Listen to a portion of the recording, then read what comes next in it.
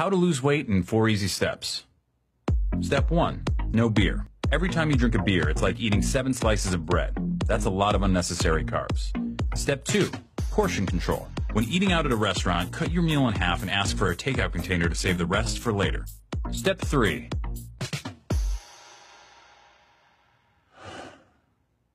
have your heart broken. And not just broken, but shattered by a girl who never loved you and never will.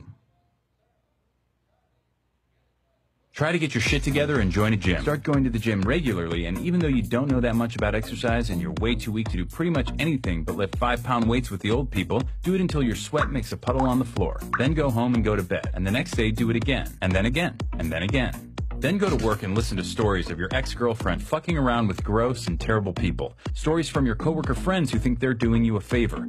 Pretend that it doesn't bother you. Pretend that being forced to see your ex at work every day isn't fucking killing you. Pretend that everything's fine. Go to the gym and make more puddles of sweat. Buy books. Learn about different muscle groups and how they work together. Plan out your week of meals. Try to forget her. Back to the gym, more puddles of sweat. You're a piece of shit. You are a piece of shit. You are a piece of shit. After the gym one night, go all the way up to the top of the parking garage and walk all the way to the back. Look out at the lights of the skyscrapers of downtown and think about how every single one of those office lights represents a person. Try to imagine how they feel, what they're doing. Then realize that most of those lights are probably shining into offices with no one in them. Realize you're alone, that you're staring at no one. Become cripplingly depressed and try to locate your car. Go to sleep, go back to work, go to the gym, sweat, freak the fuck out on your ex. The next day, apologize. One day, she wears the necklace you bought her and tells you that she got it from someone really special. That night, you discover that Slayer's Angel of Death might be the perfect song to do squats to. Start to make friends at the gym. You used to look down on bro nods and fist bumps, but since that's how gym rats communicate, that's become the language you speak most often. Work, gym, food, sleep, over and over. More fist bumps, more sweat puddles. Your body changes slowly, then all at once. You hit your goal weight, pick a new one, then hit it again. You go out and buy new clothes. You receive wave after wave of compliments. Your ex tells you that she's seeing someone else. Fucking bullshit. Piece of... That night you go to the gym. You run farther and lift more than you thought your body was capable of. You go home and eat a single chicken breast and steamed vegetables. You go to sleep. You dream of a bottomless black puddle. No. No. No. There's a girl you see a lot at the gym who always does these weird leg exercises you've never seen before. You make it a point not to look at her because you're overly worried about looking creepy. Like that guy in the blue shirt who never wears underwear and always hangs around the lat pull-down machine. But you notice this girl is always at the gym when you are and seems to always choose the bench next to you.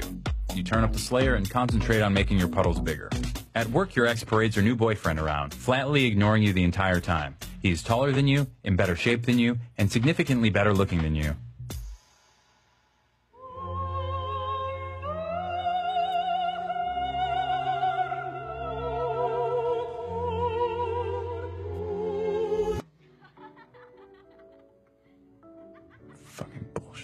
That night, you bench press double your body weight. You sneak a photo of yourself in the mirror and email it to yourself with the subject heading, "You are a warrior."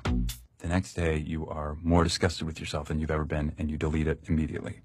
You make puddle after puddle after puddle and eat single chicken breasts and work and sleep over and over and over and over and over and over.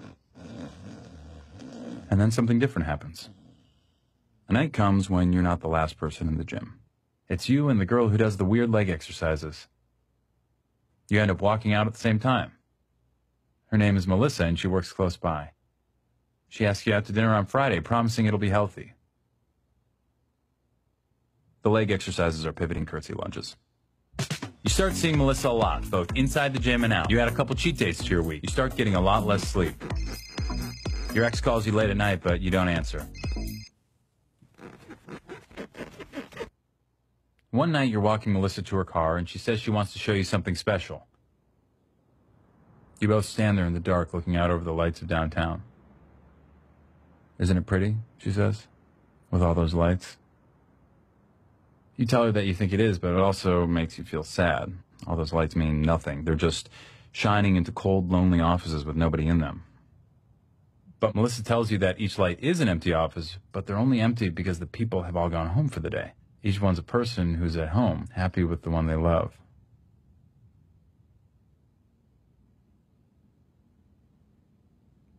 You look at her in the lights, and she smiles. Something in your chest expands.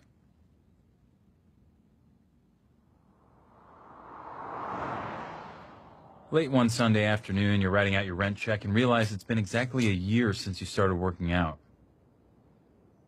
You think of all those miles you've run, those pounds you've lifted, and chicken you've eaten, and puddles you've made, and it doesn't seem that bad. You realize that it's not about hitting a goal weight or lifting weights. It's about waiting, being patient, and trusting that life will slowly inch along and things will get better. After all, change takes time. But time is all it takes. Step 4, no fruit juice. Too much sugar.